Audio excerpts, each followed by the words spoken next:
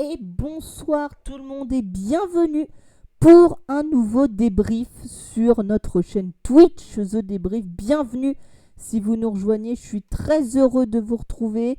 Nous sommes ensemble ce soir pour le débrief du Grand Prix d'Espagne qui a eu lieu, ce week-end, ce dimanche effectivement. Je vais juste augmenter le son de mon micro, vous allez mieux m'entendre. Voilà, et je vais surtout baisser, voilà. Petit réglage de micro, vous inquiétez pas. J'espère que vous allez bien. Voilà, moi je suis très content de vous retrouver. 7e épisode de The Débrief. Avec, pour inviter ce soir, pour débriefer avec moi ce Grand Prix, Linkin. Salut Linkin. Salut Valentin, salut Valkyria, salut à tous, c'est ici que ça se passe. Et puis Valkyria, salut Valky. Bonsoir. Ah bah c'est un petit bonsoir Valky. T'avais envie de faire le service minimum. T'as bien raison. Parce qu'il n'y a pas grand chose à dire sur ce Grand Prix d'Espagne malheureusement. Comme chaque année c'est un circuit un peu purge. Ça fait un peu un Monaco bis. C'est un circuit purge malheureusement. Ce sera certainement la même Monaco chose. était plus intéressant quand même. Oui, mais Monaco était plus intéressant, on le rappelle, parce que le paramètre météo était plus intéressant qu'à Barcelone. À Barcelone, on nous a essayé de nous promettre de la pluie qui n'est jamais arrivée. Comme d'hab en F1. C'est ça. Comme d'hab en F1, vous avez tout à fait raison de dire comme d'hab en F1 parce que c'est effectivement ce qui s'est passé. Comme d'habitude, on va vous proposer un tour de la Catalogne. Laissez-moi juste 2 secondes. Je n'avais pas mis ce tour dans nos débriefs, en tout cas dans la base de données des débriefs. Hop, je colle la vidéo de Catalogne 2023 exactement. Et on va la mettre tout de suite en marche. Vous le savez. Alors là, c'est Monaco. Vous inquiétez pas. Dans quelques secondes, ça va changer. Attention. 1, 2, 3. Yes. Voilà. Oh, la jolie vue. La jolie vue. Alors, je rappellerai cette année que le circuit a réduit de 20 mètres puisqu'on a enlevé la dernière chicane qui était présente depuis 2007. Donc on a repris une configuration qui existait déjà en 2006, mais sans l'arrondi du virage 10. Val, arrête, tu mets le tour du GP de Monaco, ah, c'est bon. Alléluia, c'est bon. Non, mais... Non, toi t'es en retard, Linkin, c'est pas possible. Là, j'ai bien le bon tour. Alors, il l'a fait avec une Midland, notre ami Louis, qui n'est toujours pas avec nous ce soir, et on le déplore et on le regrette. On le salue d'ailleurs, je sais qu'il nous regarde. Mais il reviendra bientôt, vous inquiétez pas. Comme dirait l'autre, nous nous reverrons un jour ou l'autre si vous y tenez autant que moi, disait Aznavour. Allez, c'est parti. Donc, les 2 derniers virages étaient quasiment à fond absolu. Il y avait un petit relâché. On se rappelle que Sargent est sorti dans ce dernier virage en 3e séance d'essai libre. Longue ligne droite, on est en 8e vitesse, un peu en 7e, puisque vous avez des moteurs V6 de l'an dernier. Enfin de V10 pardon, non V8, c'était V8 puisque le seul V10 qui existait en 2006, vous le savez, c'était Toro Rosso. Donc vous avez passé la longue courbe du 3, le virage Elf, le 4, petite glisse de Louis, le 5 ici, freinage, attention, on bloque souvent la roue gauche, la roue intérieure, en petite ligne droite en courbe avec le virage 7 et 8, attention au boudin en sortie, et puis le fameux virage 9 à l'aveugle qui passe à fond en qualification, qui est quasiment passé à fond en course aussi, le nouveau virage 10, vous savez, qu'on a depuis l'année dernière, qui a été dessiné, voilà, et puis oh là là, les glisses magnifiques, virage 12 ici, le 11 c'était juste avant, virage 13, puis virage 14, les 2 derniers virages et on à voit fond. bien en plus. Et en plus on voit bien l'ancienne chicane. C'est ça, voilà. Et c'est la fin d'un tour en Catalogne. Est-ce que vous avez été ravis de retrouver l'ancien circuit sans la chicane? Valky ? Ben oui, au moins ça changeait. Au moins ça changeait. Au moins on n'avait pas le traditionnel train, train lent au moins à la chicane. Oui, ça faisait moins chou-chou. C'est ça que tu veux dire? Et ça faisait un peu plus comme le Mugello Arrabbiata. À fond. Ah, c'est vrai, c'est vrai. D'ailleurs, le Mugello, on va y retourner en moto ce week-end. Hein, le Grand Prix du Mugello en MotoGP. Et sachez que cette semaine, MotoGP 23 sort. Pour ceux qui l'ont précommandé. Il sort le 8, donc jeudi. Puisqu'on est le mardi 6 au moment où on fait ce débrief. Linkin, toi, t'en penses quoi? Eh ben, je suis plutôt content qu'on ait retrouvé justement cette configuration du circuit. C'est sûr, au début, j'étais sceptique, mais finalement, c'est peut-être pas plus mal. Parce que quand on voit un petit peu, on va dire en partie les vitesses qui ont été atteintes, je trouve ça un peu plus sympa. Voilà. Oui, c'est vrai, parce qu'on arrivait vite dans les 260, 270 dans le dernier virage, alors qu'avant, on atteignait à peine les 150, 160 avec la chicane. Exact. Même si plus de vitesse, c'était pas bon, notamment pour les Mercedes. Et puis dans le dernier virage, bon. beaucoup de pilotes se sont plaints du bouncing, du rebond dans le dernier virage, à cause des hautes vitesses. Voilà. Bon, en tout cas, c'est un retour gagnant pour Barcelone, même si c'est pas passé grand-chose. Mais avant de revenir sur la course, on va Ça va pas parler, du tout. on va parler du point technique. Elle est belle cette image pour introduire le point technique, Linkin, n'est-ce pas? Ouais, alors, effectivement. Bon, alors, comment Allez, dire, à toi.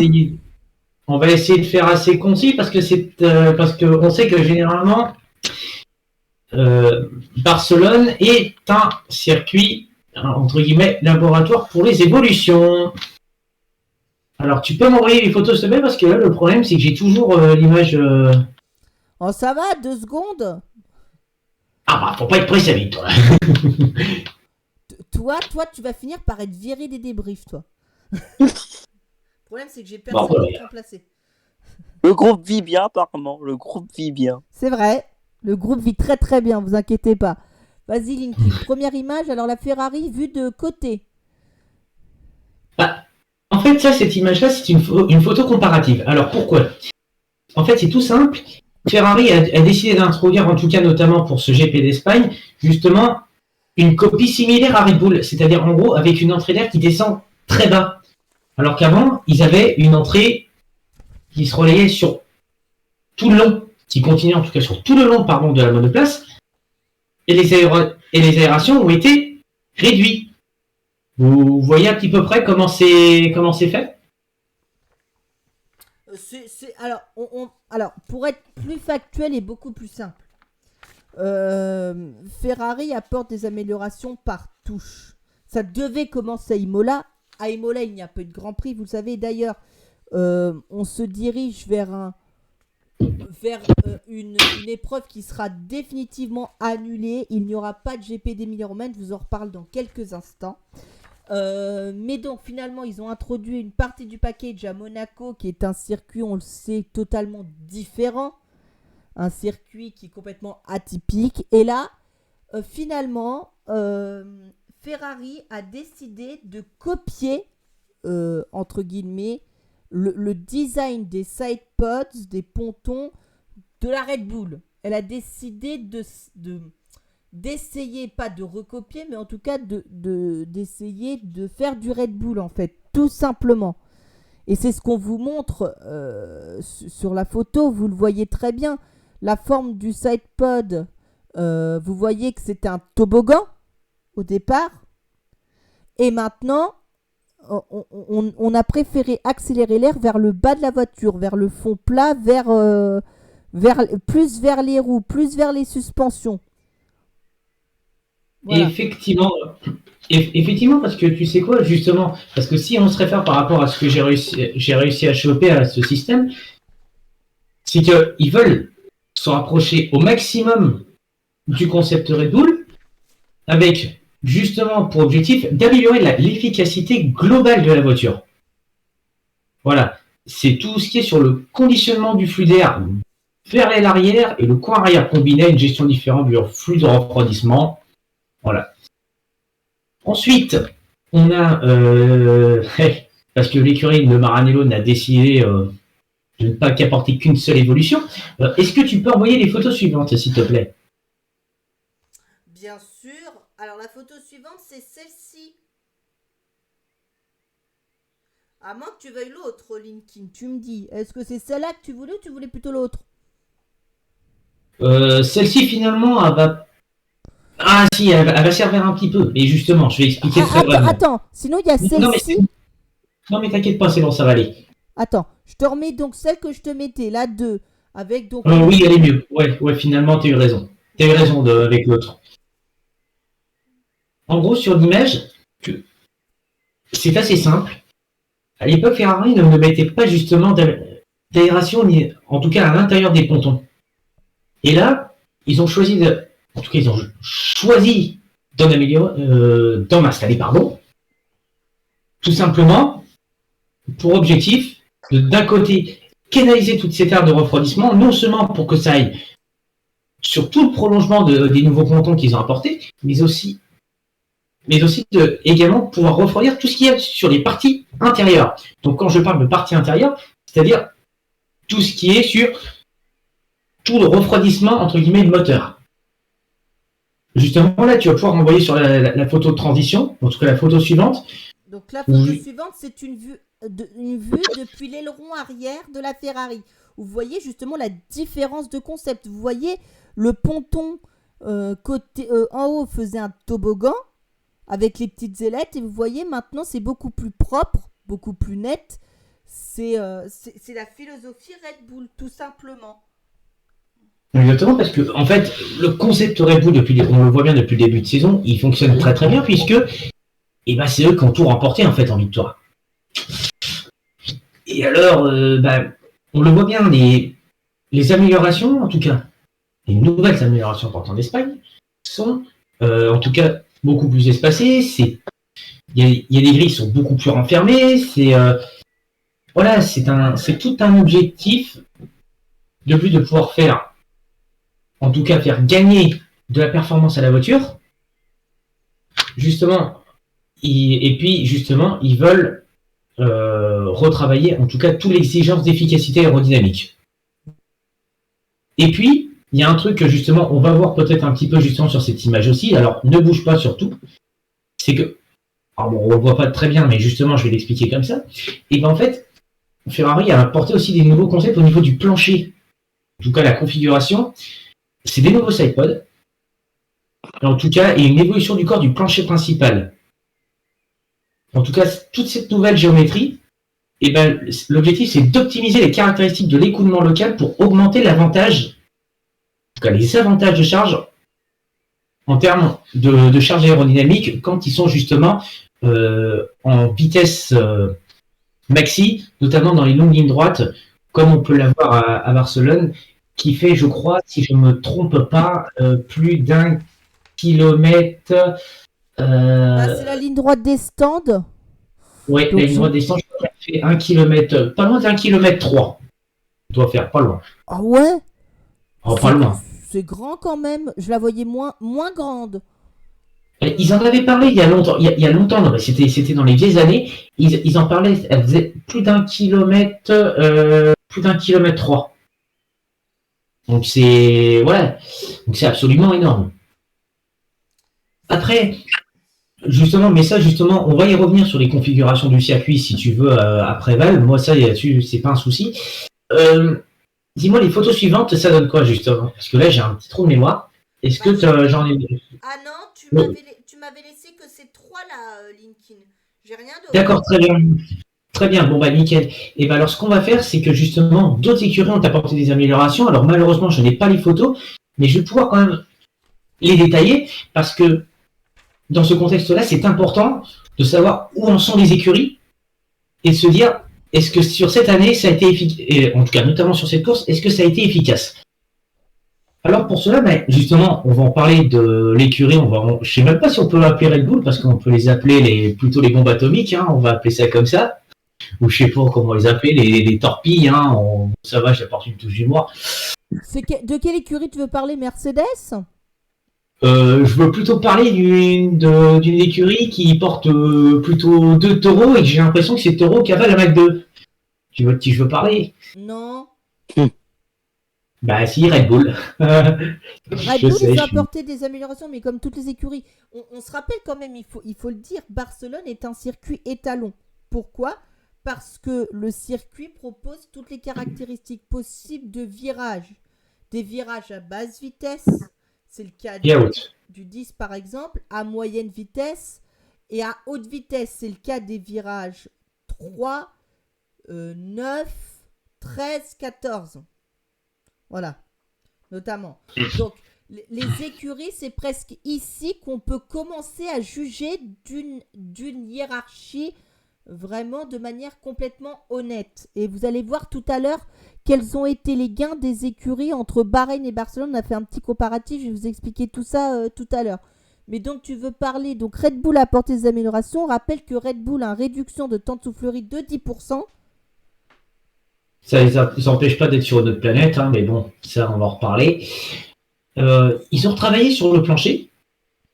En tout cas, ils ont cherché... en tout cas, c'est avec pour objectif d'avoir une plus grande charge locale. On avait vu déjà le plancher de la Red Bull quand on avait soulevé la voiture de Pérez à Monaco, vous vous en souvenez? Exactement. Donc ça va inspirer les ingénieurs de toute manière de voir ça. Hein. Faut pas se leurrer.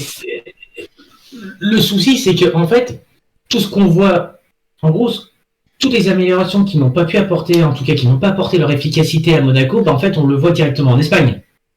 C'est logique un petit peu dans ce contexte-là. Donc, ce qui se passe là, c'est que Red Bull apporte, en tout cas, ils veulent améliorer aussi les performances du diffuseur. En tout cas, les 4 coins du diffuseur ont été profilés pour une meilleure, en tout cas une plus grande courbure, tandis qu'il y a une légère augmentation de la charge locale au bord du diffuseur, avec un profil plus incurvé, s'inspirant des modèles concurrents. En tout cas, Red Bull, en fait, on dit que les autres écuries s'inspirent ou copient le système de Red Bull, mais Red Bull copie également de façon inverse. Alors aussi, ça, c'est pour Red Bull. Alors ça, Linkin, c'est pour Red Bull. Donc on a parlé de Ferrari, on a parlé de Red Bull, et puis toutes les écuries, entre guillemets, sont venues avec des améliorations. T'as des infos sur d'autres écuries? Je pense à Mercedes. Mercedes, en fait, c'est ce qu'on a vu à Monaco.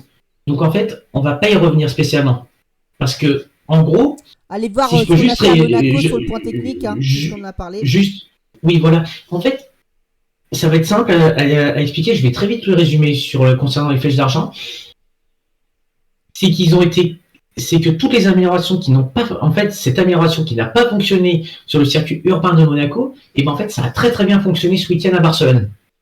Parce qu'elles sont plus conçues pour des circuits rapides. Voilà. En tout cas, voilà ce qu'on peut dire sur Mercedes. On a Aston Martin, qui était aussi l'une des écuries qui a apporté le plus d'améliorations. Voilà. C'est sans doute l'équipe qui a opéré le plus de changements d'ailleurs. D'ailleurs, c'est ce qu'il dit. Le volet d'aile, en tout cas quand je parle du volet d'aile, c'est le volet d'aile avant. Il a désormais une répartition différente de la torsion avec une variation de hauteur moindre sur le bord de fuite. Donc le bord de fuite, c'est exactement sur tout ce qui est sur la globalité en tout cas du museau. Le but, plus c'est arrondi, plus entre guillemets, et l'air passe plus vite. En tout cas, ça a été fait sur en tout cas 2 types de versions. Ensuite, donc une à l'avant, ça a été en tout cas l'aile avant a été fait. Ensuite, on a le nez qui a subi de petites évolutions en raison de différentes conditions de déclenchement. Il y a une incidence, en tout cas tout a été réaligné. L'aileron arrière, il a été également amélioré. Les performances de l'aileron arrière sont améliorées pour des modifications de charge affectées par la plaque d'extrémité. Donc la plaque d'extrémité, qu'est-ce que c'est? C'est tout simple. C'est tout à fait... Hein? Qu'est-ce que c'est? Oui, mais en fait, c'est ce qu'on a à l'arrière. En tout cas, l'aileron arrière, c'est les plaques arrière, avec l'objectif directement avec, tu sais, la petite, purée, le nom là. Tu sais, la petite cordelette, tu sais, là, le fil que tu as sur le dessus de l'aile. Et ben, l'objectif, c'est de pouvoir renvoyer plus vite. Oula, bah, tu me fais quelque chose qui me plaît pas trop là. Je vois pas ce que tu veux dire parce que je vois le plan principal de l'aileron, je vois le plan secondaire de l'aileron, je vois le système qui fait faire le DRS, je vois les équerres sur les côtés, mais je vois pas de quoi tu veux parler. Ah, bah alors.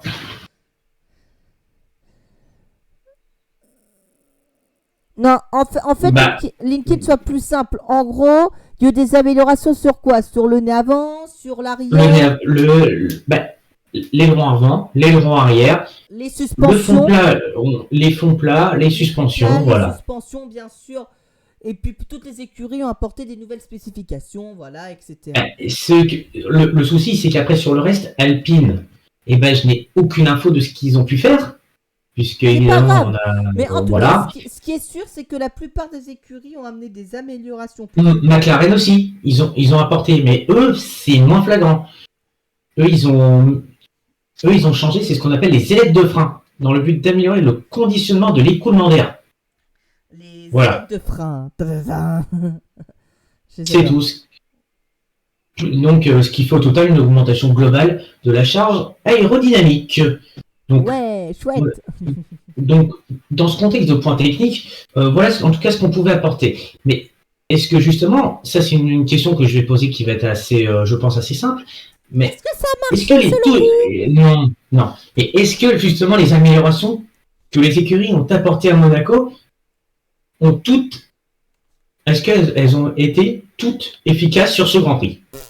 On peut pas savoir techniquement parce qu'elles ont qu'un Grand Prix. Maintenant, il faut qu'ils analysent toutes les données. Regardez par exemple Ferrari. Ferrari, sur la première séance d'essai libre, ils ont fait une voiture A, une voiture B, puis 2 voitures B à partir de la FP2. On ne sait pas pour l'instant si ça a marché. Moi, j'aurais tendance à dire que certaines écuries ont tiré leur épingle du jeu par rapport au lot d'amélioration. C'est le cas de Mercedes, par exemple, qui, pour moi, s'est installée deuxième force du plateau. Voilà, pour moi, Aston Martin n'est plus la deuxième force du plateau. Pour moi, elle est talonnée, voire même légèrement dépassée par Mercedes. Je vais vous montrer ça tout à l'heure, vous allez tout de suite comprendre. Pour moi, Ferrari est toujours aussi loin, alors que pourtant, ils ont gagné un tout petit peu de temps, mais ça ne fait pas assez en rythme de course. On l'a vu avec Carlos Sainz notamment qui disait mon rythme est bon. Bah non, mon garçon, ton rythme n'était pas aussi bon parce que tu étais deuxième et tu termines cinquième. Y en a pour qui ça a marché. Il y en a pour qui ça n'a pas encore marché. On espère que ça marchera dans les courses suivantes. On rappelle qu'après donc ce Grand Prix d'Espagne, on ira directement au Canada dans 15 jours, au circuit Gilles Villeneuve, qui est un circuit d'accélération-freinage. On le sait, la typologie de ce circuit, c'est des longues lignes droites et des gros freinages. Donc il faudra beaucoup de moteurs, beaucoup d'aérodynamique aussi pour passer les courbes et les épingles. Et donc, Barcelone est un premier juge de paix. Ça ne veut pas dire que c'est complètement définitif, mais ça nous donne une c'est ce que j'ai expliqué, Barcelone est un circuit étalon. Ça nous donne donc une idée de ce qui est possible. Mais je vous montrerai en termes de chrono ce que ça peut valoir. Vous allez voir. Parce que je vais vous expliquer la méthodologie que j'ai appliquée tout à l'heure. Justement, là, je cherchais justement dans certains documents. Et en fait, il prouvait que justement, l'Espagne reste le circuit laboratoire, entre guillemets. Bah oui. On le souligne jamais assez, mais c'est vrai. Alors, ce que je vous propose, c'est qu'on parle des petites catégories, des feeder series, très vite, parce que voilà. Mais à moins que Valky, tu voulais dire quelque chose par rapport aux améliorations, ou t'avais rien à dire, techniquement? Valky n'a rien à dire. Allez, on y va, c'est parti. Voici donc les résultats de la Formule 3. Si ça se trouve, on l'a perdu. On a perdu Valky. Valky, tu nous entends? Ah, nous avons perdu Valky. On va juste lui écrire qu'on l'a perdu, Valkyria.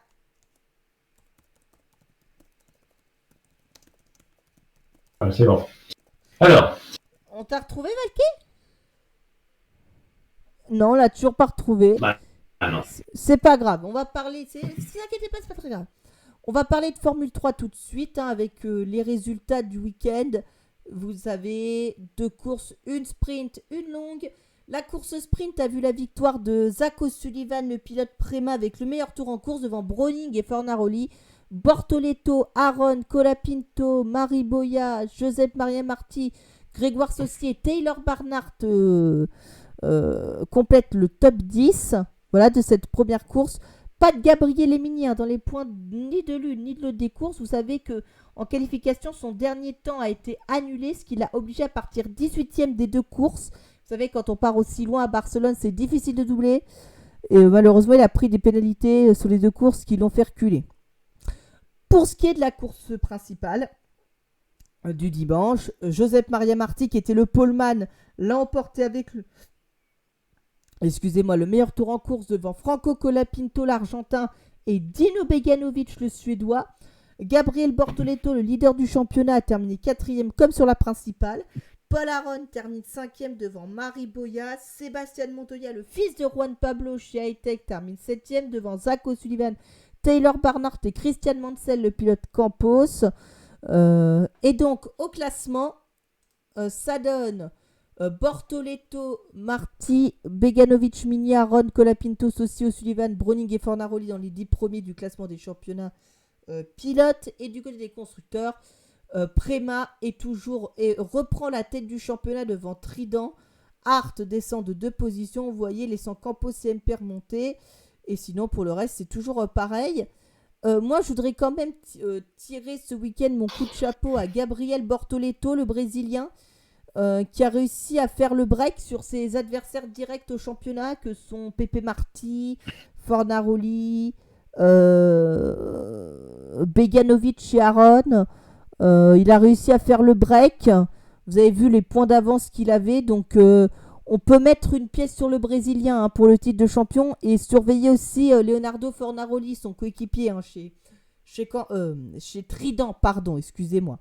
Ça, c'est pour la Formule 3. Formule 2 maintenant avec nos 4 Français. On a suivi ce week-end les aventures de nos 4 Français. Voici les résultats. La course sprint a vu la victoire de Frédéric Vesti, le Danois et leader du championnat devant Théo Pourchaire avec le point du meilleur tour en course. Martin, c'est 3e. Double podium français devant Auger, Douane, Verschoor, Birman et Wassa. On rappelle une course qui a démarré sous la pluie, sous des conditions pluie et qui s'est terminée sur piste sèche. Et on se souvient notamment du magnifique dépassement de Théo sur Denis Auger et sur son coéquipier au virage 1 puis au virage 4. Magnifique dépassement qui lui ont permis de glaner la 2e position.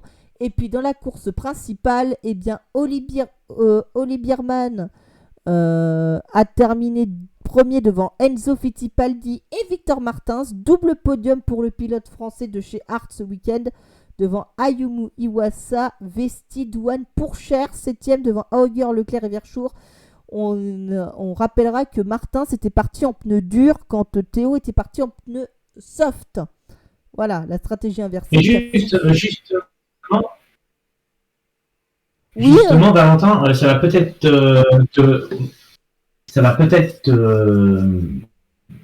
justement, moi ça m'interpelle. Je me demande ce qui a pu se passer à Théo sur la course principale. Parce que j'avais suivi à peu près quelques images, mais c'est bizarre sa dégringolade. Le vrai problème de Théo, le départ était très très bon. Il s'est retrouvé, je crois, 3e à un moment donné de cette course. Et puis après, ce qui s'est passé, l'arrêt au stand a été très bon lui aussi. Pas de souci à ce niveau. En fait, il est ressorti dans du trafic, finalement. Et c'est la gestion du trafic. Il a fait 2 erreurs au T1, au virage 1. Et donc, finalement, c'est ce qui le pénalise à la fin. Parce que déjà ceux qui sont partis dans une stratégie inverse, même s'ils n'ont pas fait un bon départ finalement, ceux qui ont tiré les marrons du feu parce qu'ils avaient les meilleurs pneus à la fin, on vous rappelle, en F2 vous avez un arrêt obligatoire en course principale, et ceux qui étaient partis en pneus blancs, en fait c'est ceux qui s'en sont le mieux tirés techniquement à la fin. Il y avait Vesti par contre était le premier avec la stratégie des pneus soft. Donc techniquement, Théo n'avait pas une si mauvaise stratégie que ça. Finalement, c'est la gestion du trafic qui l'a pénalisé et qui ne lui a pas permis de marquer plus de points. Même si techniquement, je pense qu'il ne peut pas en marquer plus. Il peut finir au mieux 6e, peut-être 5e, mais pas beaucoup plus haut, Linkin. Finalement, la meilleure stratégie dans la course principale, c'était de partir avec des pneus durs. Ça n'aurait pas permis à Théo de faire un très bon départ, mais ça lui aurait peut-être permis de pouvoir tirer son relais, sachant qu'il n'y a pas eu de voiture de sécurité dans cette course principale, finalement. Voilà. Ouais. Voilà ce que je Parce que beaucoup justement, attendaient une. En tout cas, je pense qu'il y en a beaucoup qui l'attendaient quand même, la voiture de sécurité. Bah, en fait, elle aurait pu venir parce que la course sprint avait été marquée par 2 voitures de sécurité. D'ailleurs, vous savez qu'on a terminé la course au temps et pas au nombre de tours. Puisqu'on rappelle, la course sprint en Formule 2, c'était 26 tours ou 45 minutes plus un tour. Finalement, les 26 tours, on les a fait au bout des 45 minutes plus un tour, techniquement. Donc voilà, on a terminé au temps, mais on a fait le bon nombre de tours, finalement. C'est pour vous dire. Mais donc finalement, ça aurait pu arriver, la voiture de sécurité. Moi, surtout, je me demande comment c'est possible que les pilotes MP ne soient pas plus haut au final. Même si Auger fait 4e de la sprint, Auger n'est que 8e de la principale. Alors que MP est resté sur 2 victoires consécutives en Espagne, puisque l'an dernier, on se rappelle que Felipe Drugovich avait gagné et la sprint et la principale l'an dernier. Ouais. Donc voilà, mais on n'était pas sur la même configuration de circuit. Il y avait la dernière chicane qui n'était pas présente. Voilà. Et d'ailleurs, ça a posé beaucoup de problèmes dans les petites catégories. Et même en F1, ça a posé quelques problèmes de track limits dans ces virages, le 13, le 14, le 9 aussi. D'ailleurs, même Max Verstappen a failli prendre une pénalité pour des track limits non respectés. Voilà, ça fait partie des faits marquants. De toute façon, on va pas y revenir. De toute façon, on va y revenir après, mais de toute façon, il aurait chopé une pénalité, ça n'aurait rien changé au résultat. C'est vrai. Mais alors, on regarde le classement quand même de Formule 2. Donc, du côté des pilotes, Vesti a accentué son avance sur Théo, 11 points d'avance. Iwasa est 3e, mais celui qui revient très fort, c'est Oli Bierman, vainqueur, on le rappelle, de la course principale et de la course sprint à Bakou, plus vainqueur de la course principale en Espagne. Ça fait donc quand même 65 points de marqués sur les 3 dernières courses. Et donc, vous voyez, il est 4e, mais à seulement 29 points de Pourchère, à 40 points de son coéquipier. Donc, il faut se méfier d'Oli Bierman. On rappelle, 3e de la F3 l'an dernier, vainqueur il y a 2 ans des F4 allemandes et italiennes, la même année. Pilote de talent, rookie cette année, qui est le premier des rookies, d'ailleurs 4e. Et puis Victor, qui avec son double podium, revient dans le top 10. Il est plus très loin de Richard Verschoor. Vous voyez, il est à 5 points. Donc techniquement, il va pouvoir remonter dans les 6, voire dans les 5 premiers. Prochain rendez-vous de la F2 et de la F3. Alors juste avant le classement des constructeurs, il ne change pas, sauf Carline, qui grâce au podium d'Enzo Fittipaldi en course sprint, en course principale, remonte à la 5e place devant Campos. Il y a toujours Préma en tête devant Hart et Dams. Voilà, puis vous voyez le reste du classement avec PHM qui n'a toujours pas marqué de points. Et donc, prochain rendez-vous pour la F3 et pour la F2, ce sera fin juin à Spielberg, en Autriche. Voilà. Ok. Juste avant qu'on passe à la F1, une petite info que moi j'ai appris tout à l'heure. Ça concerne la F2 et la F3. Sachez que la manche qui a été annulée à Imola ne sera pas remplacée. Ça veut dire donc qu'au lieu d'avoir 10 meetings en F3, il n'y en aura plus que 9. Et qu'au lieu d'avoir 14 meetings en F2, il n'y en aura plus que 13. Ça veut dire que finalement, attention, c'est 44 points au total qui s'échappent pour les pilotes. Ouais. C'est là que les points sont vraiment les gros points, il faut vraiment les attraper quand il faut. Parce que je pense notamment par exemple à Théo Pourchère. Tu vois là, pour l'instant, il a que 11 points de retard. Et voilà, sur Frédéric Vesti. Mais s'il veut très clairement choper le championnat cette année, L'objectif, c'est qu'il marque de gros points, notamment qu'il gagne au moins 2 courses et que Vesti ne fasse pas mieux que, je crois, dans les quatrièmes. Et puis attention Chose, à la menace Oli Bierman aussi qui revient très fort derrière, on l'a vu, hein. Je vous l'ai dit, hein. ouais. Oli Bierman, c'est 68 points de marqués sur les 3 dernières courses. Alors qu'il était nulle part sur les 2 ou 3 premiers rendez-vous de la saison. Derrière, il a largement salué Atlantis, hein. Il a largement fait sa part du boulot. Donc attention, Oli Bierman. On n'oublie pas Ayumu Iwasa aussi, le japonais. Et puis on n'oublie pas Victor, parce que Victor, techniquement, s'il n'avait pas eu tous ces problèmes, eh bien il serait 2e du championnat à l'instant où on se parle. Exactement. Et puis on parle pas. Et puis on a malheureusement. Moi, je crains énormément, c'est pour Isaac Adjar quand même, hein, qui a eu un week-end catastrophique. Alors Isaac Adjar, malheureusement, lui, Isaac maintenant, son axe de travail principal, c'est la qualification en fait. Parce que ses courses sont plutôt bonnes, même si la principale, il a été obligé de s'arrêter au bout du premier tour pour changer d'aileron avant à cause d'un contact dans le peloton. Et je crois que c'était avec l'autre Français Novalak sur sa Trident. Mais aujourd'hui, ce qui pêche pour Isaac, c'est clairement la qualification. Aujourd'hui, parce qu'on vous rappelle que pour la sprint, pour inverser la grille, c'est les 8. C'est les 8 hein, qu'on inverse, ou les 10, pardon. On inverse les 10 premiers de la grille. Donc, si Isaac ne se qualifie pas dans les 10 premiers, bah, il ne peut pas profiter. On se souvient aussi qu'il a eu beaucoup de malchance. À Monaco, souvenez-vous, il était en tête de la course sprint à la relance et son moteur Mecachrome l'a lâché. Souvenez-vous, il aurait pu marquer des gros points. Et là, pareil. Et on s'en était indigné d'ailleurs, souvenez-vous, au dernier débrief, qu'un moteur Mecachrome puisse casser comme ça sur une voiture. Puisque Théo avait été victime des mêmes malchances l'an dernier. Donc, voilà. Mais Isaac, faut qu'il apprenne. C'est une année d'apprentissage pour lui. La deuxième année, je pense que ce sera la bonne, la deuxième année. Croisons les doigts pour lui. Et je pense que ses performances remettent pas en cause son appartenance à la filière Red Bull. Je pense pas. Bah, il faut faire attention quand même. Hein. Parce que Red Bull, on connaît hein, la filière, hein, ce que c'est. Hein. Peut-être qu'elle est productive, mais on connaît la mentalité. Hein. Voilà. C'est vrai, on connaît la mentalité. Voilà. Bon, ça, voilà ce qu'on pouvait dire sur les feeders.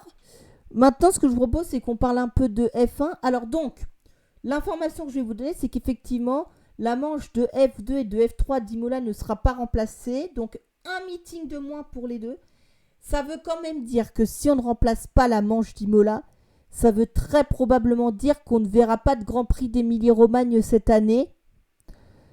Finalement, et que la rumeur qui était de le placer après la Belgique, qui était la coupure estivale, n'était que l'état de rumeur. Je crains que nous n'ayons pas de Grand Prix d'Émilie-Romagne cette année. Mais bon, les joueurs... Après, c'est pas plus mal. Bon, mais les joueurs de F1 pourront se consoler. Il sera dans le prochain opus de F1 23. Voilà. Ouais. Bon.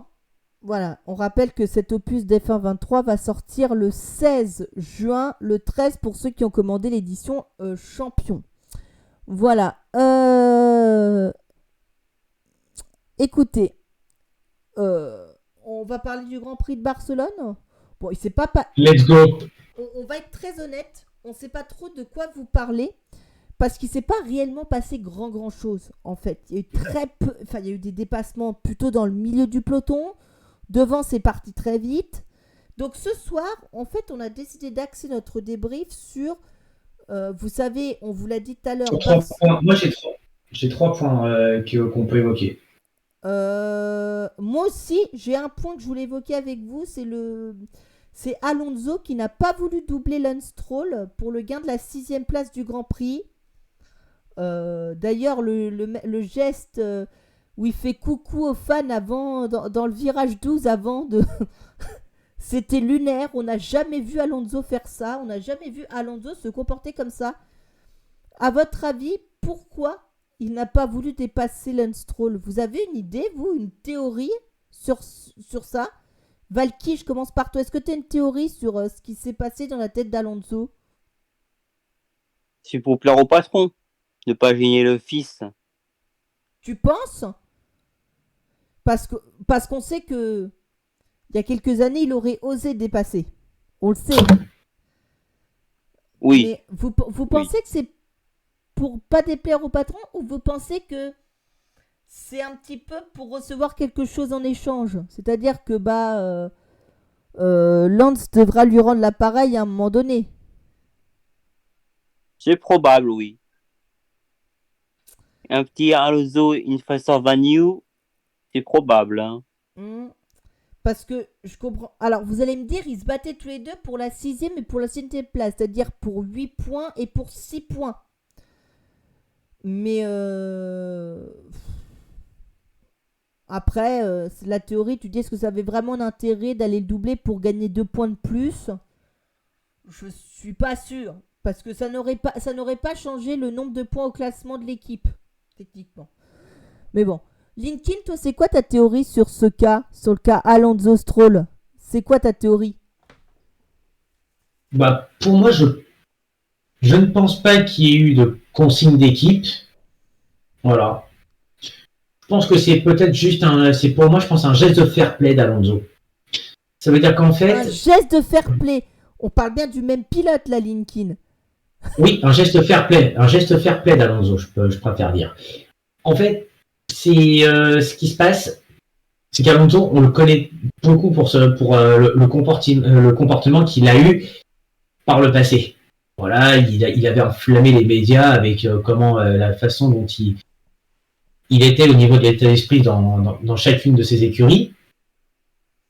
On va dire que depuis son retour chez Alpine, en tout cas quand il était chez Alpine, parce que là maintenant il est chez Aston Martin, il y a beaucoup plus de sagesse. Aujourd'hui, quand il a quoi, 44 ans maintenant, Alonso. C'est un vétéran. Et là-dessus, je pense que les vétérans, ils doivent quand même montrer un petit peu l'exemple et de se dire, ok, je me retrouve derrière mon équipier, mais je me dis, tant pis. À la prochaine course, je sais que je le rebattrai, je marquerai plus de points. Par contre, Alonso n'agit pas en sagesse comme le pilote. Je pense que pour une fois, Alonso a voulu vraiment montrer quand même un geste fair play envers l'écurie et envers les fans, parce que je pense qu'un pilote avant tout, c'est un humain, c'est pas une machine. Voilà, on l'a incessamment répété déjà sur les débriefs, n'est-ce pas, mon cher Val? Ouais, mais c'est très rare de la part d'Alonso de montrer ce genre de geste. On sait comment il était dans le passé. On sait comment il peut être encore maintenant. C'est rare. Vaut mieux tard que jamais. C'est comme quand il défend Lance Stroll en disant oh Lance il a eu un peu de la malchance. Non, clairement il peut pas critiquer le niveau du fils du patron. Clairement il va pas dire Lance Stroll est nulos. Vous voyez ce que je veux vous dire? Quand il dit, alors c'est vrai que Lance Stroll parfois il a eu un peu de malchance. Là-dessus, je peux pas contredire Alonso. Mais c'est le discours policé pour essayer de plaire au papa. Mais bon. Donc ça, c'était le premier fait sur lequel je vais revenir. Toi, tu avais d'autres faits, Linkin, sur lesquels tu voulais revenir. Alors, un par un. Un premier, Linkin. Alors, Red Bull, je suis partagé. Pourquoi? Tu veux parler de la domination Red Bull, toi? Alors, c'est pas tant une domination que ça. Parce que la domination, elle est plus signée Verstappen. Voilà. Faut pas croire, c'est sa voiture qui est sur une autre planète, et puis celle de Sergio, c'est plus compliqué. Verstappen. T'es dur avec Sergio, t'as vu d'où il partait. D'ailleurs, on va montrer, si tu me permets, Linkin, on va montrer la grille de départ de ce Grand Prix, en rappelant que Leclerc et Sargent se sont tous les deux élancés de la voie des stands. De toute manière, Leclerc s'était qualifié 19e. On va en reparler aussi du cas Leclerc chez Ferrari. Ça faisait partie de mes intentions. Voyez la grille, Pérez est parti 11e. Alors, effectivement, vous vous dites les deux Red Bull sont censés être les Red Bull sont censés être les voitures dominantes, on devrait les retrouver et faire des doublés. Bon, si je regarde, Pérez, il a terminé exactement à 35 secondes de Verstappen, à 3 secondes 4 du podium, et donc à 12 secondes de Lewis Hamilton, techniquement. Ouais, mais franchement, moi, Pérez, plus ça passe, plus j'ai l'impression qu'il me déçoit. Parce que, honnêtement, au début de la saison, quand je le voyais déjà commencer franchement à aller titiller Verstappen, je me suis dit, ça y est, les deux vont se faire vont vraiment se tirer la bourre sur tout le long de la saison. Et puis, on va se dire, peut-être si ça se trouve, Pérez, ça allait être peut-être le champion du monde de cette année. Je me suis dit, ça allait être peut-être ça, et ça pourrait faire un peu du bien à la F1.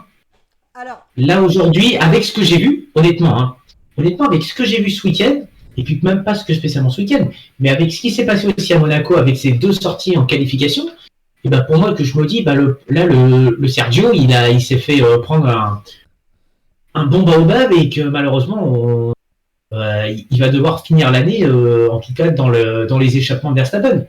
Parce que là, c'est pas possible autrement. non mais alors Monaco pour moi c'est un accident de parcours de la part de Pérez. Il a largement la voiture pour faire mieux que ce qu'il a fait. L'accident en qualif, il peut largement l'éviter.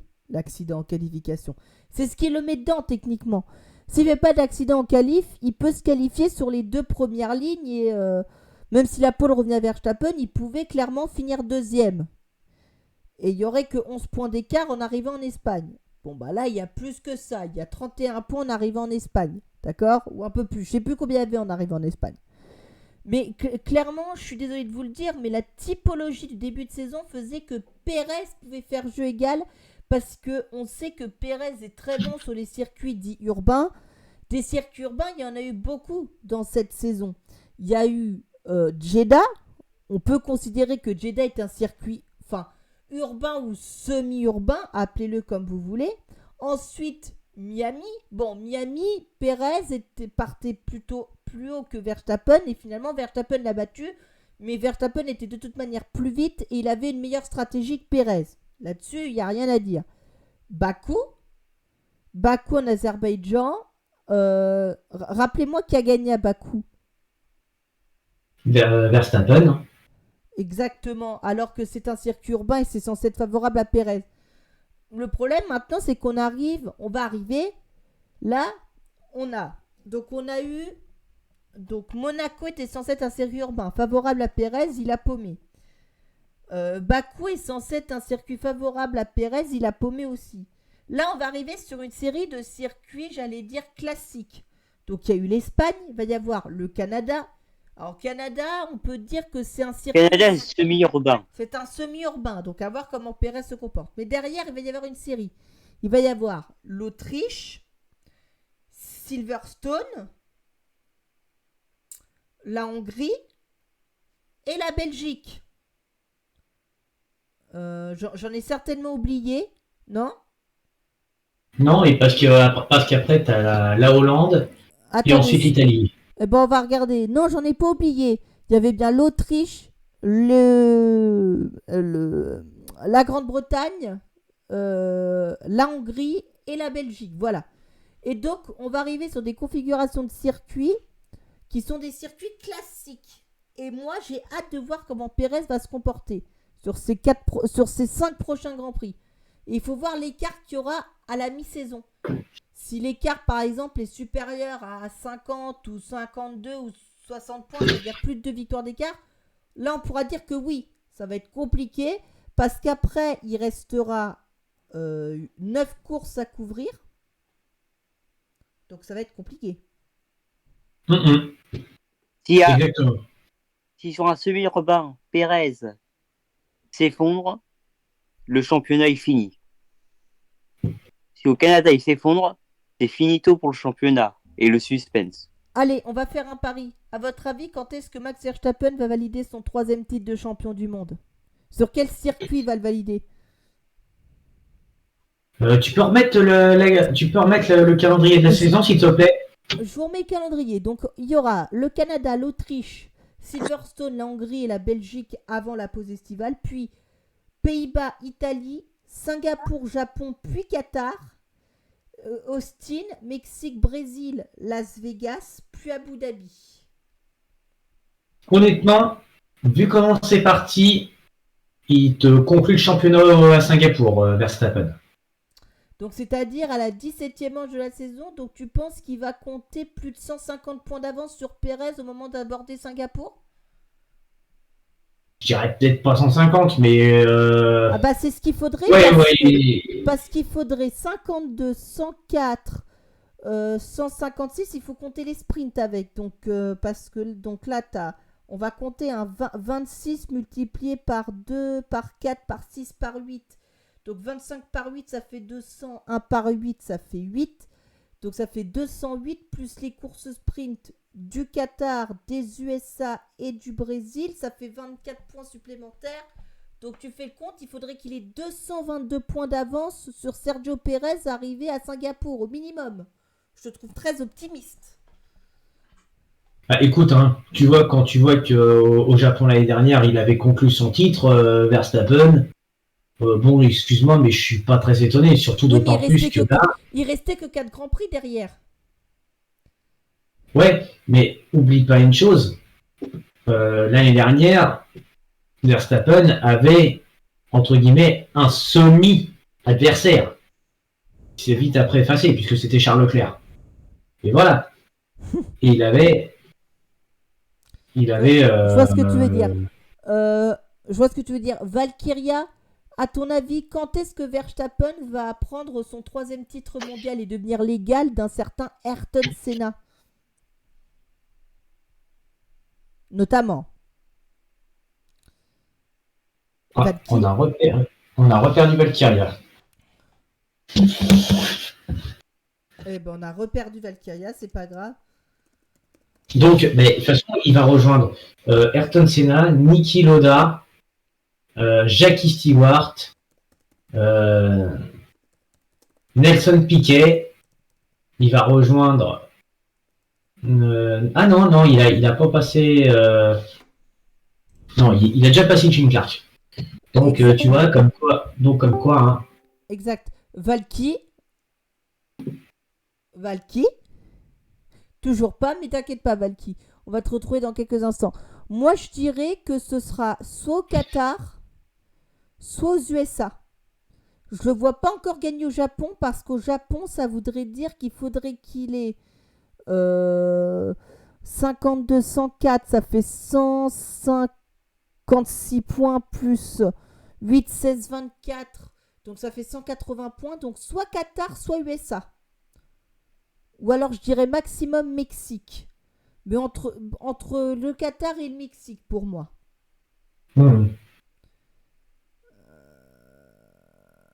Moi, je vais être un peu pessimiste, mais pareil, oui, vers Italie, Singapour, Japon.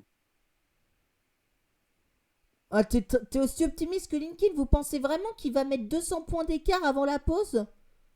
Oh bah là, vu comment la voiture elle est, excuse-moi, hein, Val, faut reconnaître les faits. Hein.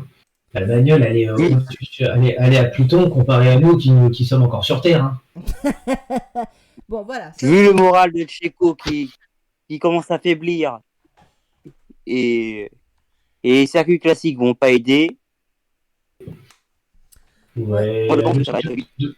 De toute façon, aujourd'hui, quand j'entends en plus les propos de Christian Horner dans Formula One qui dit non, qui dit à son contaminant, c'est Max Verstappen qui a augmenté encore son potentiel. Je suis un peu partagé dans tout ça. Je pense que Sergio a aussi perdu un peu de confiance. Hein. Puis surtout qu'à mon avis, encore le docteur Helmut Marko lui a quand même bien expliqué que c'est toi tu dois gérer les points constructeurs et pas les points pilotes. Hein. Et puis n'oublions pas que la voiture est toujours tournée dans le style de pilotage de Verstappen. Encore une fois, voilà. Pérez avait des réglages qui ne lui convenaient pas. Donc ça n'aide pas non plus. Mais ça, c'est une autre histoire. On le sait, les deuxièmes pilotes Red Bull, c'est terrible. Voilà. Mais bon, on verra bien quand est-ce qu'il glannera son 3e titre. Tu voulais parler de Ferrari, Linkin, avant qu'on parle un petit peu de rythme de course et tout ça. Vas-y, je t'en prie. Tu voulais parler de Ferrari. On rappelle que Carlos Sainz partait donc 2e et que Charles Leclerc, dû à sa mauvaise qualification en 19e place, ils ont cassé le parc fermé. Et donc, du coup, il est parti des stands. Comme Logan Sargent, le pilote Williams. Alors, Carlos Sainz, il fait une super qualif. Ça se voit direct. On voit bien que la Ferrari a l'air d'être mieux en qualification que par rapport à la course. Voilà. Ensuite, il aurait pu piéger Verstappen au départ. Mais après, je pense que ça n'aurait peut-être probablement pas servi à grand-chose parce que quand on voit le rythme de la Red Bull. Et alors, le problème, Charles Leclerc, on ne sait pas ce qui se passe, quoi. C'est terrible, en fait, pour le pilote monégasque parce que honnêtement, là où on l'attendait au maximum, il n'arrive pas à savoir exactement d'où provient le souci de la voiture. Alors ils disent que ça provient côté gauche parce qu'il y a une toute grosse usure au niveau du pneu. Donc là, sur ce coup, on va éviter de taper sur Pirelli parce que là-dessus, Pirelli n'y est absolument pour rien. C'est bizarre, quoi. Alors, Franchement, c'est vraiment super bizarre. Hein. Linkin, on peut rappeler quelque chose, c'est que Pirelli ramenait sa gamme de pneus la plus dure. Hein. Le C1 était le pneu dur, le C2 était le pneu médium et le C3 était le pneu tendre. C'est-à-dire que le pneu dur de Monaco est devenu le pneu tendre de l'Espagne. D'ailleurs, si ça vous intéresse, puisqu'on a beaucoup parlé de la stratégie de Ferrari, je vais vous retrouver. Voilà les stratégies pour ce Grand Prix d'Espagne. Voilà ce qu'ont fait les pilotes. Vous avez vu que finalement Verstappen il a préféré faire un 2 arrêts, mais clairement il aurait pu terminer avec ses pneus durs. Clairement. C'était pour dire vas-y je domine, il n'y a pas de problème et basta. Donc techniquement Hamilton aurait dû terminer à 46 secondes, c'est-à-dire se prendre l'équivalent de 6 ou 7 dixièmes par tour. Finalement il n'en a pris que 3 ou 4 à la fin. Ça atténue un peu sa peine. Voilà. Mais regardez Leclerc. Je comprends pas la stratégie de Leclerc. Je comprends surtout pas pourquoi ils l'ont fait partir en pneus hard.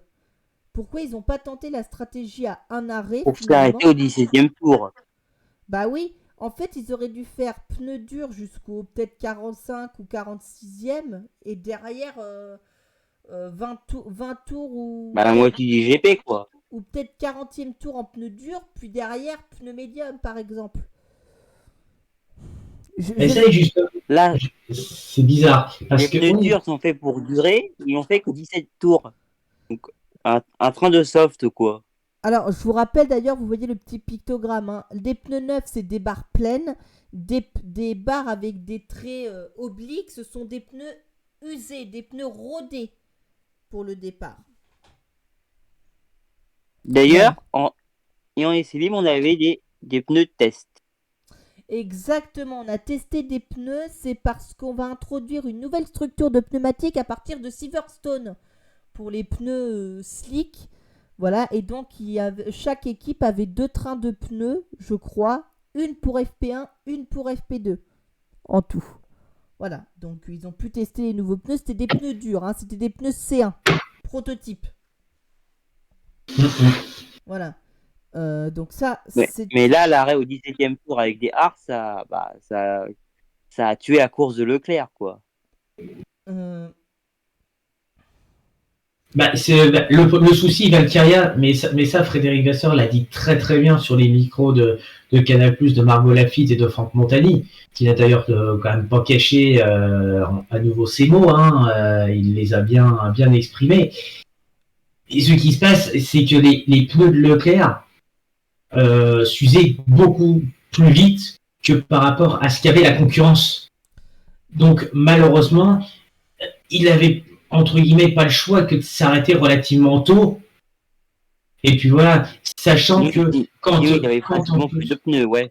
Ouais, donc en plus, si on regarde, pour moi les softs, il aurait dû, par contre, pour moi les softs qu'il a mis en deuxième relais, il aurait dû, je pense, les étirer plus longtemps, sachant que derrière, comme l'a dit Franck Montagny, il aurait pu repartir à nouveau avec un train de soft, Mais si on regarde un petit peu, Frédéric Vasseur le dit très bien, il a comparé en tout cas, l'usure des pneus de Charles sur les hards par rapport à ceux de Carlos, et c'était quasiment identique. Donc en fait, ils se sont dit pourquoi on va mettre encore à nouveau un train de soft alors que les hards ils peuvent tenir encore davantage. C'est ça aussi. Sauf que l'usure des pneus, c'est toujours le problème de la Ferrari. La Ferrari mange ses gommes. C'est le vrai problème de cette voiture. Regardez, Verstappen, il a été capable quasiment de faire une course. Il aurait même pu faire une course à un seul arrêt. Tandis que tout le monde a fait deux arrêts, entre 2 et 3. Au départ même, on était censé être sur une stratégie à 3 arrêts. Parce qu'il faisait plus chaud en FP2 qu'il n'a fait au Grand Prix. Techniquement. Donc, faut que Ferrari règle ce problème d'usure de gomme. Et une fois qu'ils auront réglé ça, je pense que ce sera plus simple. Donc, voilà ce qu'on pouvait dire sur Ferrari. Vous vouliez encore parler d'autre chose, messieurs? Eh bien, il y a... Et Mercedes en qualification. Ah oui, alors les Mercedes se sont accrochés en qualification en fin de Q2 exactement. Alors, simple avertissement. George Russell a plaidé la mésentente et je pense qu'on peut le croire. Je pense que son objectif c'était pas du tout d'envoyer Hamilton dans l'herbe. Il n'a pas voulu faire une Rosberg. Je crois non. J'y crois pas du tout non plus. C'est pas le genre en plus Russell. C'est pas le genre à faire un truc par vengeance. C'est le mec. Non. Je suis d'accord, mais de là à mettre un simple avertissement, alors que c'était pire que Leclerc-Norris à Monaco, et là il y a eu pénalité de place pour Leclerc, ça aurait mérité quelques places de pénalité, rien que pour la continuité des pénalités. On rappelle que Russell est donc parti 12e. Il était éliminé en Q2 d'ailleurs. Donc s'il avait pris 3 places, techniquement, il serait parti au niveau de Tsunoda. Voilà. On rappelle en termes de pénalité, puisqu'on parle de pénalité, Pierre Gasly a pris 2 fois 3 places de pénalité sur la grille de départ de ce Grand Prix pour avoir gêné et Max Verstappen et Carlos Sainz. Lui qui avait fait le 4e temps en qualification, qui était un super résultat, finalement il a fait 10e. Et puis sa course a été un petit peu un chemin de croix. Il récupère miraculeusement un point sur la pénalité de Tsunoda qui aurait forcé Joe à aller hors piste. On rappelle d'ailleurs que Tsunoda a pris un point sur sa super licence pour cette action. Donc lui, je crois que Tsunoda, il lui en reste plus que, je crois, si je ne me trompe pas, 8 ou 9. Des points sur le permis Ouais. Puisque Pierre, c'est celui qui en a le moins, rappelle-toi. Il lui en reste 7 exactement. À Tsunoda ? Oui, il est au même nombre de points que Stroll et que Nicolas Latifi sur sa super licence. Daniel Ricciardo, il lui reste encore 6 points. Il a la moitié de ses points sur sa super licence. Et Pierre, vous savez, comme il a récupéré ses 2 points après le Grand Prix d'Émilie-Romagne qui n'a pas eu lieu. Donc finalement, lui, il a 8 points, Pierre. 8 points de pénalité, donc 4 points sur sa super licence, sur son permis. Voilà. Et si vous voulez, ça, on en reparlera au débrief hors série. Mais cette saison, il y a peu de pilotes qui ont perdu des points pour l'instant. Il n'y a que Carlos Sainz qui a perdu des points en Australie. 2. Heureusement que la FIA a été un peu plus souple et a arrêté de mettre des pénalités de points inutiles. Hein. Ce qu'avait beaucoup subi Gasly. Tu penses que c'est la conséquence de l'assouplissement de la FIA, toi ? Moi, je suis pas sûre parce qu'on a vu très peu d'incidents. Parce que surtout, ce qui était pénalisé souvent, ce qui était pénalisé par les commissaires, c'est des placements incorrects sur la grille de départ. Donc, pas des choses qui nécessitaient des points de pénalité. J'ai vu très peu de pénalités pour des track limits. J'ai vu très peu de pénalités pour des accrochages. Parce qu'il y a très peu eu d'accrochages aussi. Hein, il faut le dire. Hein, les pilotes ont été plutôt propres en ce début de saison, techniquement. Gasly, de base, était plus calme parce que à tout moment, il pouvait se faire retirer des points. Mais globalement, oui, ils ont été plus sages. Voilà. Sauf que la majorité des points qu'il a perdus, Gasly, c'était pour les track limits l'année dernière. Ouais. On rappelle d'ailleurs que les prochains points qu'il va récupérer, Pierre, ce sera à la date du 10 juillet. Donc ce sera dans 1 mois et 4 jours exactement. Donc dans 34 jours, il va récupérer 3 points en tout à cause d'un accrochage avec Sébastien Vettel et des limites de piste qui lui a valu 1 point de pénalité. Donc, certes, les pilotes ont été plus sages, mais c'est aussi la FIA qui a assoupli les règles et qui ont dit on va pas pénir les track limites. Alonso va récupérer 1 point le lendemain du Grand Prix du Canada. Et puis Tsunoda, lui, va récupérer 2 points le lendemain du Grand Prix d'Autriche. Voilà. Voilà. Comme ça, vous avez à peu près un petit peu ce que... Et donc, Gasly lui récupérera ses points après le Grand Prix de Silverstone. Voilà, pour vous donner une idée. Et pour en revenir à Mercedes, on était à 320-360, en pleine ligne droite avec DRS. Et on a limite un remake, certes pas au même endroit, mais de Rosberg-Hamilton 2016. Et c'est bien plus grave que Norris-Leclerc dans le tunnel. Et c'est là où on voit la fameuse FIA qui n'est pas sur la continuité des pénalités. Franck Montagny l'a dénoncé d'ailleurs, la non-continuité des décisions de la FIA. Donc voilà, mais on le dénonce. Mais sur un cas plus grave, mais moins pénalisé que à Monaco. Mais que voulez-vous, ça... J'ai peur que ça sent jamais ce genre de choses. On a beau s'en plaindre tout le temps de la non-continuité des pénalités, mais que voulez-vous, on pourrait presque en faire une marotte dans The Débrief. On parlerait que de ça. Que de ça. Bon, juste... Est-ce qu'on doit s'attendre, franchement, encore à quelque chose de bien de la FIA sans déconner? Moi, je pense Linkin, ils peuvent pas faire pire. On dit toujours ils peuvent pas faire pire, mais que ça peut être du mieux. Et à chaque fois, c'est toujours c'est le même truc. Là, je sais pas moi. Et honnêtement, hein, si la FIA n'est pas capable de faire son boulot, eh ben elle ferme. On met d'autres gens. Voilà, parce que malheureusement, il y a des gens, je pense, qui sont compétents. Voilà, mais il faut savoir les placer, mais j'ai pas l'impression que eux ils aient vraiment soit piloté une voiture de leur vie, soit ils ont vraiment soit pas du tout le sens en tout cas du système de ce qu'est le règlement de la course auto. La FIA a encore des travail à faire, mais comme on l'a dit précédemment, concernant les points de pénalité, ils ont fait des efforts. C'est déjà mieux que rien.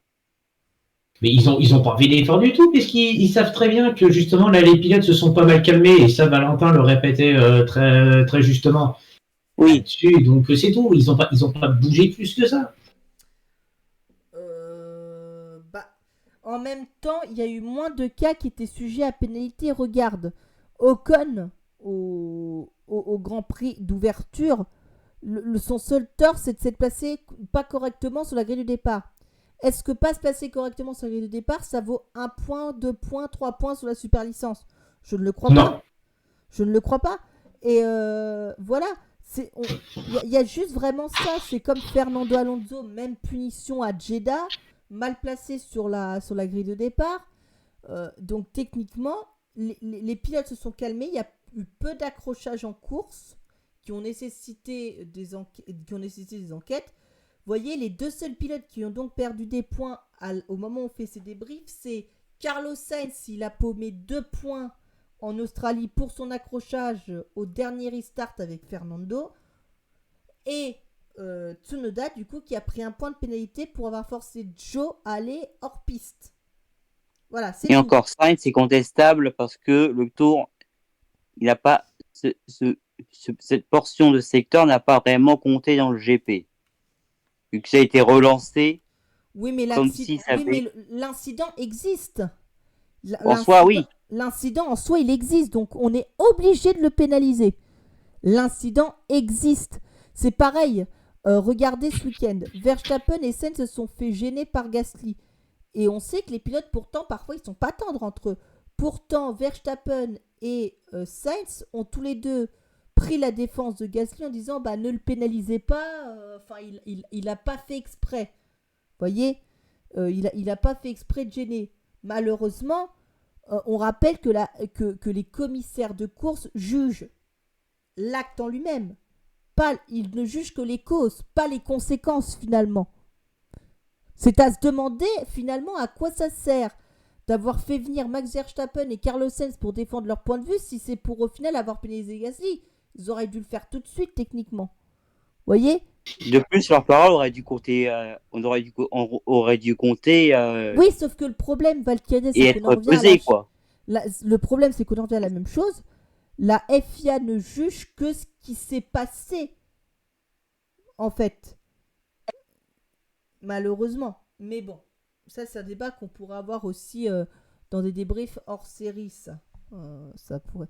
Voilà. Exactement. Moi, ce que je voudrais qu'on regarde maintenant, messieurs, c'est ce qu'on a parlé que Barcelone était un circuit talon, que tout ça. Je voudrais qu'on regarde. Alors, juste avant, si vous voulez, on se fait quand même juste le résultat du Grand Prix d'Espagne. Hein, donc, victoire de Verstappen devant Hamilton et Russell. Le top 10 est complété par Perez, Sainz, Stroll, Alonso, Ocon, Joe et Gasly. Leclerc est 11e. Tsunoda, avec sa pénalité de 5 secondes, redescend 12e. Et puis après, de Piastri à Sargent, ça finit à un tour. Voilà. Et comme dirait Linkin, voir les deux Mercedes, ça replace l'église au milieu du village. Et qui se place, on a Mercedes qui est de nouveau meilleur que Checo, Aston et Ferrari. Le pilote du jour, Lewis Hamilton. Voilà. Pour ce qui est des classements, eh bien, regarde, Verstappen compte 53 points d'avance sur Sergio Pérez, c'est-à-dire qu'il a 2 victoires d'avance sur Pérez. Alonso est toujours 3e avec 99 points. Hamilton revient à 12 points d'Alonso. Russell se détache de Carlos Sainz. Leclerc est toujours à 42 points. Stroll revient à 7 points de Leclerc. Ocon est à 10 points de Stroll. Il y a 17 points de Leclerc. Et Gasly est toujours avec 15 points en 10e position. Les constructeurs, eh bien, vous le voyez, Mercedes s'est repassé devant Aston Martin. Ferrari compte 100 points tout rond. Voilà, Alpine 40, McLaren 17, As 8, Alfa Romeo 8 aussi, AlphaTauri 2 et Williams 1 point. N'empêche, 2 GP d'avance, 2 victoires d'avance sur Pérez. Il y a un début d'incendie chez Checo là.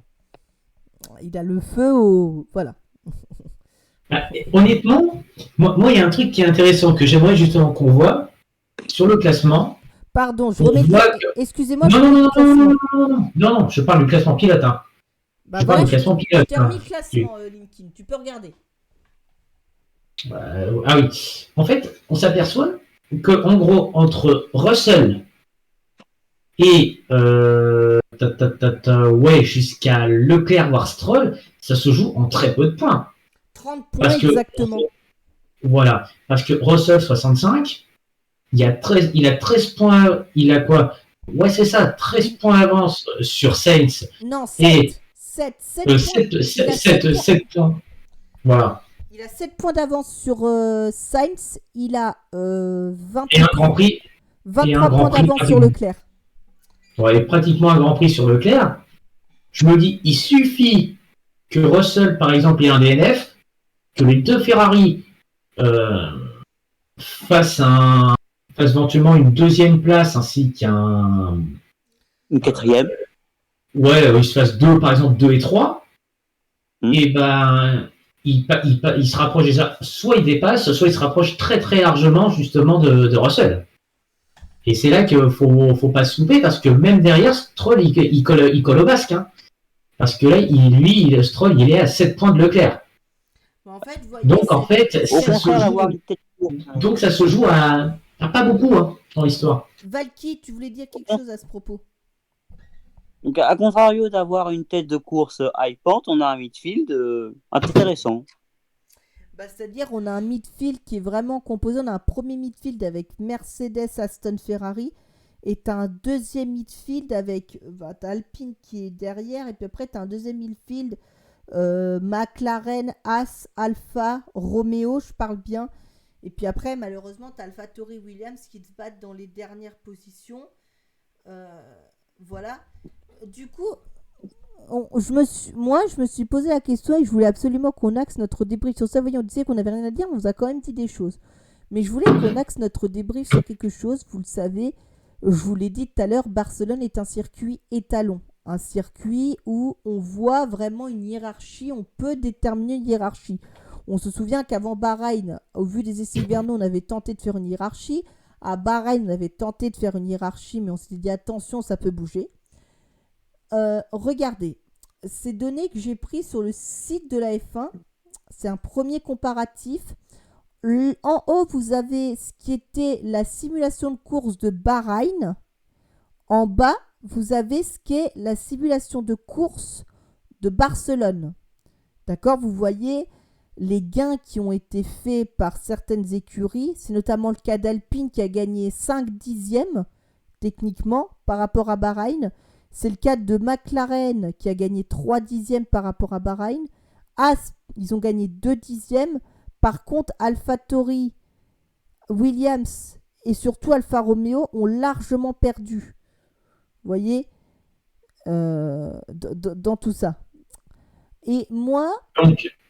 Donc attends, excuse-moi Val, parce que là, je suis un petit peu perdu. Le graphique d'en haut, c'est celui de Bahreïn, c'est ça ? Exactement. Et en bas, c'est celui de Barcelone. En fait, c'est basé sur, vous savez, les simulations qui sont faites en FP2. Vous savez ? Ah, d'accord, ok. Là, ça y est, c'est plus clair. C'est plus clair pour toi, Linkin ? Effectivement, je voulais t'expliquer. C'est basé sur, vous savez, les simulations de course que les écuries font en FP2. Et donc, voilà ce qu'étaient les rythmes de course à Bahreïn, donc photo du haut, et ce qu'était Barcelone, photo du bas. Ok ? Et donc, vous voyez que Red Bull est toujours large leader. Alors, on pourrait se dire comme ça que les améliorations, techniquement, ont permis de se rapprocher de Red Bull. Mais dans la réalité, c'est pas aussi vrai. Regardez, je vous ai fait un petit comparatif entre Bahreïn et Barcelone. Alors, pour vous expliquer comment j'ai fait ce comparatif. La technique que je me suis servie, j'ai repris le résultat des 2 courses et on a jugé sur la première voiture de chaque écurie à l'arrivée. D'accord ? C'est pour ça que vous voyez Mercedes en deuxième force du plateau à Barcelone et que vous voyez par exemple Williams en dernière force du tableau parce qu'effectivement la première Williams c'était la dernière des voitures des écuries. Vous voyez ce que je veux vous dire ?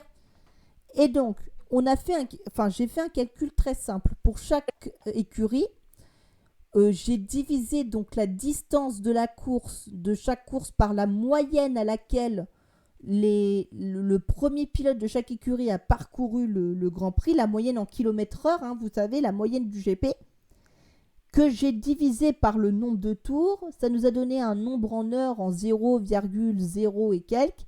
Et ensuite, on a mis ça en millisecondes pour avoir un temps, vous savez, en minutes, secondes, millisecondes. D'accord ? Et donc, voilà à peu près ce que ça donne. À Bahreïn et à Barcelone, Red Bull était la meilleure voiture. Donc, vous voyez les temps de référence, 38,8, c'est la moyenne. C'est la moyenne. Red Bull a bouclé en moyenne chaque tour du Grand Prix en 38,8. On a compté, bien sûr, les temps d'arrêt au stand. D'accord ? C'est compté dedans. Ok ? Et donc, regardez. Aston Martin était à 6 dixièmes. Ferrari et Mercedes étaient à peu près dans le même rythme. L'Alfa Romeo, l'Alpine également. Williams, AlphaTauri aussi. Les As et les McLaren, c'est plus difficile. Les McLaren étaient à 3 secondes 7 parce que la seule McLaren qui était à l'arrivée a terminé à 2 tours. Elle a fait un arrêt de plus que toutes les autres voitures, techniquement. Et elle a eu des problèmes. Et n'oublions pas qu'il y avait une VSC aussi à Bahreïn, suite à l'incident de Charles Leclerc. Donc, en gros, sur McLaren, vous pouvez retirer 5 à 6 dixièmes facile. Ça fait 3 secondes 1, mais c'est toujours à 1 seconde de la As, techniquement. Ok ? Donc ça, c'est Bahreïn. Et à droite, vous avez ce qui est maintenant à Barcelone, sur le même principe. Alors pour McLaren, pour As et pour Williams, on n'a pas des données fiables parce qu'on n'arrive pas à avoir une donnée dans le calcul qui est fiable, mais techniquement, vous voyez que les écuries ont gagné sur leurs améliorations entre 2 et 5 dixièmes. Techniquement, dans ce tableau, il n'y a que Aston Martin qui a perdu. Aston Martin qui était à 6 dixièmes est revenu à 9 dixièmes. Ils ont perdu 2 dixièmes et demi techniquement par la méthode de calcul. Et As a légèrement gagné. Et Williams aussi a largement perdu 7 dixièmes, mais a pondéré parce que on n'a pas une donnée fiable pour Williams.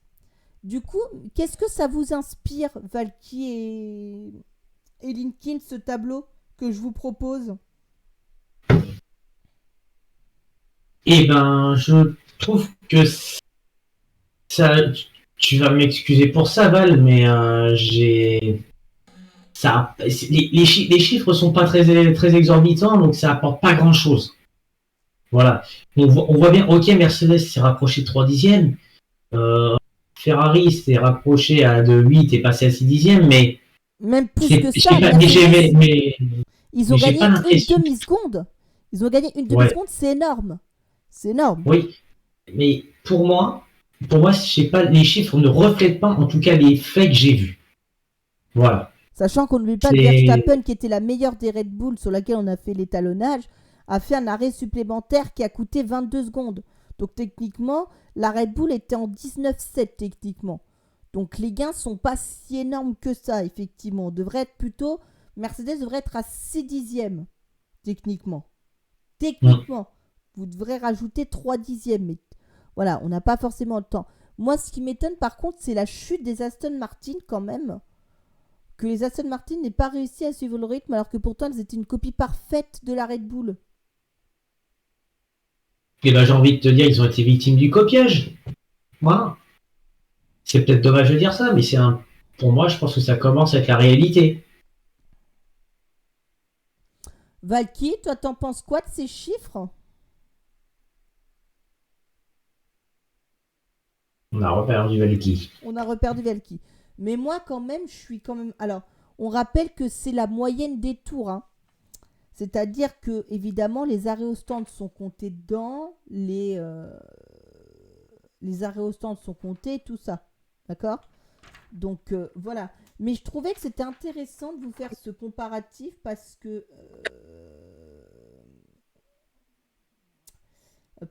voilà, je trouvais que c'était intéressant. 7 km. De voir, en tout cas, de voir comment les choses ont évolué, quoi. On va dire ça comme ça. Voilà, c'est ça. C'est pour ça que je vous dis que maintenant, effectivement, Mercedes est certainement devenue la deuxième meilleure voiture du plateau et moi, ça m'étonne pas, finalement. Je suis pas très étonné non plus, en fait. Et c'est là que tu te dis que finalement, s'ils avaient écouté Hamilton, il serait déjà la deuxième force du plateau. Ben, en fait, oui, mais t'inquiète. Alors, n'oublie pas une chose, Val, c'est que aujourd'hui, Mercedes appréhende beaucoup plus maintenant les gros changements, puisque n'oublie pas, à l'époque, quand ils étaient sous domination par Red Bull, Mercedes avait leur grand génie qui était Loda. Là maintenant, Loda est décédé. Donc il faut prendre en compte que là, ils ont perdu un allié de poids, en fait. Et je pense que si Loda était encore présent, eh ben, Mercedes serait beaucoup plus rapproché de Red Bull, hein, en fait. Et ils n'auraient pas connu autant de galères en 2023 comme en 2022. Hein. Faut pas oublier ça. On ne sait pas. On peut pas savoir. Ça, ce serait faire de la F1 fiction. Mais en tout cas, voilà, oui. je voulais vous montrer le gain des voitures par rapport à Bahreïn. Donc effectivement, le gain de Mercedes est quand même énorme. C'est comme si ils avaient rattrapé la moitié de leur retard. Ou un tiers de leur retard en 7 Grands Prix. Mm-hmm. Donc voilà, mais moi, ça m'étonne pas. Bah voilà ce qu'on pouvait vous dire techniquement sur le Grand Prix d'Espagne. On ne peut pas vous dire grand chose de plus. La F1 fait une pause de 15 jours, enfin de une semaine, puisque cette semaine c'est le Grand Prix moto au Mugello en Italie. Et puis il y a les 24 heures du Mans ce week-end. J'espère que vous regarderez les 24 heures parce que je pense que cette année ça vaut vraiment le coup de regarder. Samedi, C'est moi, 16 heures. dimanche, je pourrais regarder. Le samedi, ça va être plus compliqué parce que je rentre de vacances. Voilà, puisque actuellement j'étais dans ma semaine de vacances. Donc à voir. Donc Mais voilà. bon, hein, on connaît après, c'est. Mais bon, on va dire. Et puis après, j'essaierai moi de me fixer ça pour l'année prochaine, d'y aller. Voilà, 2024, les 24 heures du Mans, voilà l'édition du centenaire. Alors c'est pas la 100e édition, c'est l'édition du centenaire. Ça fait 100 ans que le Mans est au calendrier du WEC, je crois. Mais c'est pas la 100e édition, je crois que c'est la 91 ou la 92e édition cette année des 24 heures du Mans. Exactement. Voilà. Donc voilà. À suivre tout le week-end, donc de samedi 16h à dimanche 16h, évidemment. Il y aura les essais, l'hyperpole entre le 7 et le 8. Vous avez tout le calendrier disponible sur le site du WEC. Vous trouverez ça facilement. Et puis si vous voulez encore d'être encore beaucoup plus projeté, vous appelez Mister Louis. Voilà. Les 24 heures du Mans seront diffusées bien sûr sur la chaîne L'Équipe, mais également sur Eurosport. Pour ceux qui ont Eurosport, les 24 heures, tout l'ensemble des 24 heures seront diffusées, toutes les séances d'essais, toutes les séances de qualification, l'hyperpole et tout ça. Donc hâte de voir tout ça ce week-end, en plus du MotoGP. Et donc la F1, elle se rendra au Canada à partir du 16 juin, vendredi 16, samedi 17 et dimanche 18 juin. Le Grand Prix sera à 20h, puisqu'on sera aux États-Unis, au Canada, sur le continent canadien. Donc voilà, à 20h le Grand Prix, donc ce sera le soir. Les séances aussi seront le soir. Voilà, vous pourrez vous faire vos soirées Formule 1. Merci Linkin d'avoir été avec moi, de m'avoir accompagné. Et de rien, une pensée à Valkyria qui a encore eu aussi qui a pas eu un live facile encore une fois avec la connexion. Mais bon. Petit problème de co et de reco et de déco, voilà, on va pas le blâmer. N'oubliez pas que pour ceux qui jouent au jeu de MotoGP et qui ont précommandé MotoGP 23, le jeu sort donc ce jeudi, et que pour ceux qui ont précommandé F1, le jeu sort du coup pas mardi prochain pour ceux qui ont précommandé l'édition champion, et vendredi prochain pour ceux qui ont précommandé l'édition classique. Linkin, est-ce que toi, tiens, on va finir par ça puisqu'on parle de F1 23. Est-ce que tu as précommandé le jeu ou est-ce que tu attends de voir des premières vidéos de contenu pour voir un petit peu à quoi ça va ressembler? Non, je vais pas pouvoir. Je vais pas pouvoir parce que mon ordi a atteint ses limites. Voilà, c'est bête à dire. Et t'as pas de jeu sur lequel installer ce jeu? Ah non, malheureusement maintenant j'ai plus que mon PC. Mais par contre, là où je vais donner une information, c'est que c'est officialisé, je l'ai su aujourd'hui. Le WEC va avoir son jeu vidéo qui va sortir au mois de décembre. Alors, je n'ai pas encore l'adresse. Alors, je n'ai pas encore la date complète, elles sont juste terminées. Mais je vais essayer de la voir. Si c'est pas trop lourd pour mon PC, je vais le tester. On va voir ce que ça vaut. Mais normalement, je pense que il n'y a pas de raison que ça soit pas du gâchis, quoi.